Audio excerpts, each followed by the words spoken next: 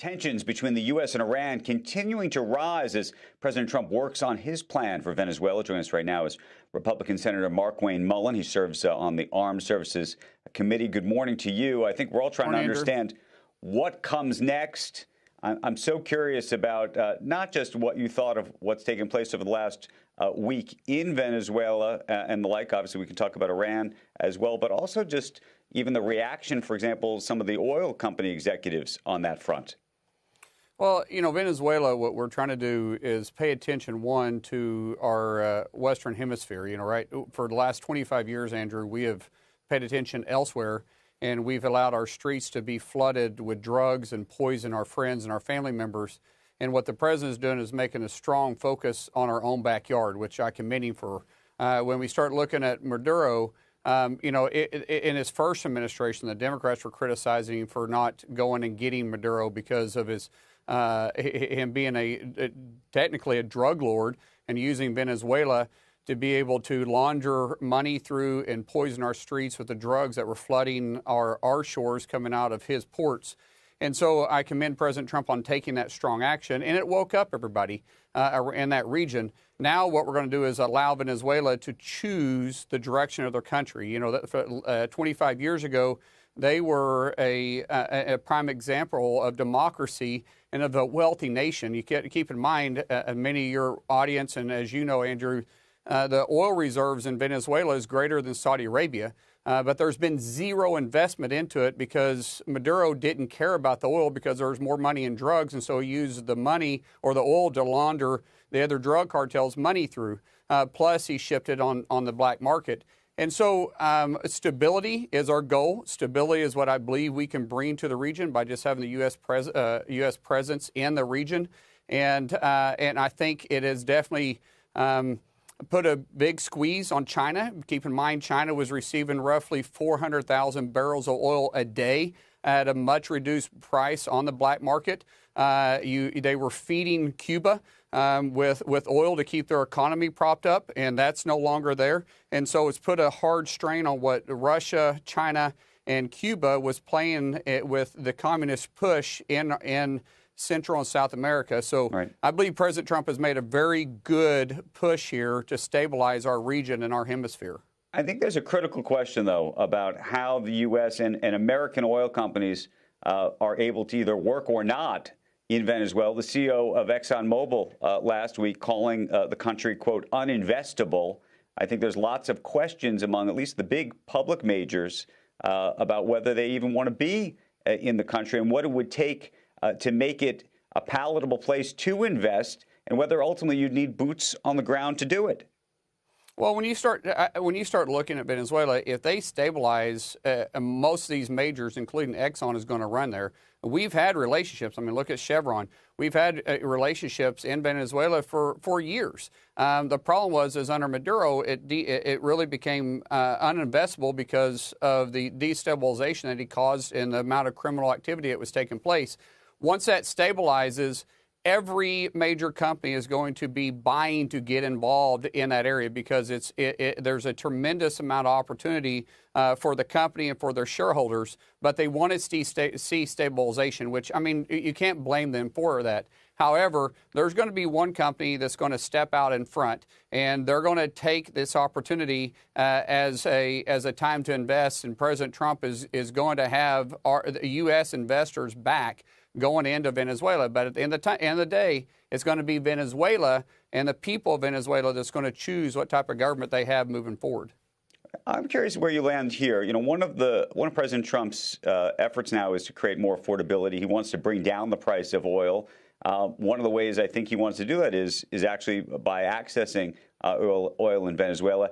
If you bring the price down, which would be good for consumers, on the other end, there are so many American, shale drillers, for example, here in the U.S., who need the price, frankly, to be up to make the economics of it work. And so you have this sort of very unique push-pull situation taking place when you have, American companies that could benefit by going to Venezuela, but you have a lot of other Americans who are trying to do the work right here in America, where it could get a lot more complicated.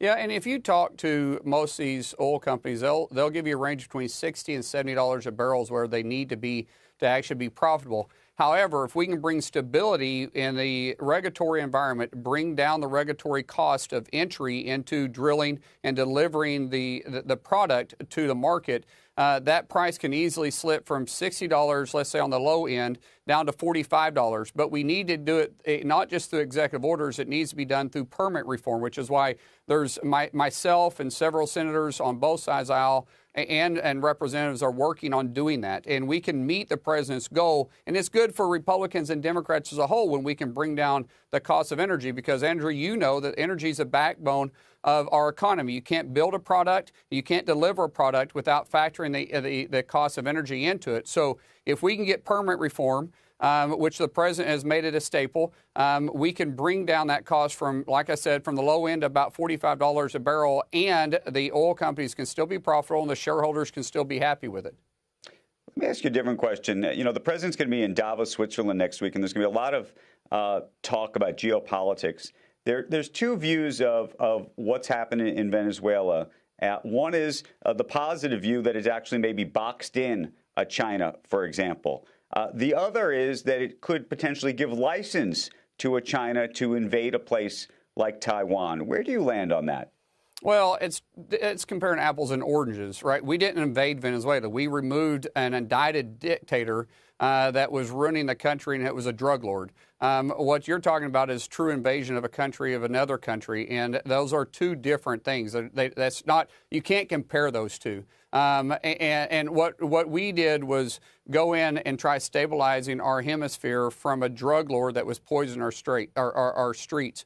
What China is aggressively working towards Taiwan is they want to reunite a country. They want to bring Taiwan into China because they feel like they have claim over it, which we feel like would cause tremendous amount of destabilization in that region, because they would start controlling and possibly charging shipping lanes to move in and through that area. So I don't, Andrew, I hear people talking about that, but I don't know how people can even make that comparison. While we have you here, one of the debates we've been having all morning, and it's been a big debate in Washington just the last 48 hours, has been this investigation into the Federal Reserve and Jay Powell, and wanted to get your reaction to hearing about that investigation and some of your Republican colleagues who have come out quite critically about that investigation and the independence of the Federal Reserve. Well, I haven't been briefed on it. Typically, when something like this happens, I want to lean in and say, listen, let the DOJ do their work their diligence here. If they're bringing charges up or they're investigating this, there must be a reason. And like I said, I haven't been briefed on it, Andrew, at all. But I understand this has to do with his testimony in front of Congress about the building project. And maybe there was some information that he had that he purposely misled Congress. I don't know the circumstances. I believe we'll probably be briefed on it in the coming week because there's so much attention on this. But as of right now, there's no way I can comment on something I know very little about. At some level, are you struck by all living Federal Reserve chairs, former Fed chairs, have now come out publicly against this? You've had a number of some of your Republican colleagues, but also some of the former Treasury secretaries, including people like Hank Paulson.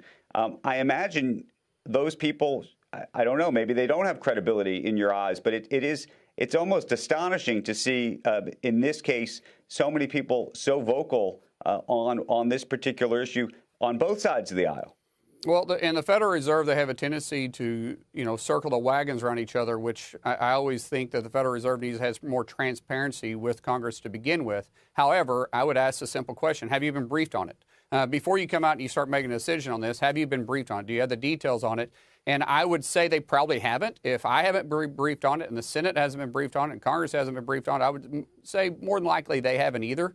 And so maybe they should, maybe take a deep breath, look around and think maybe, there is something to this. Maybe there's not, but we can allow the court system, and, that's what we have grand juries for. Once the evidence is presented to the grand jury, they can decide if this is worth pressing charges on or not.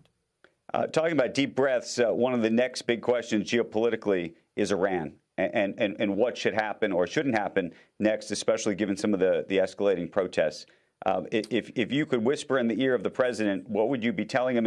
And by the way, to the extent that the U.S. would want to do something in Iran, do you believe the president should be going to Congress and the Senate for approval? Well, first of all, for the regime that is killing its own people, I think they better pay attention to the president's words. The president doesn't bluff.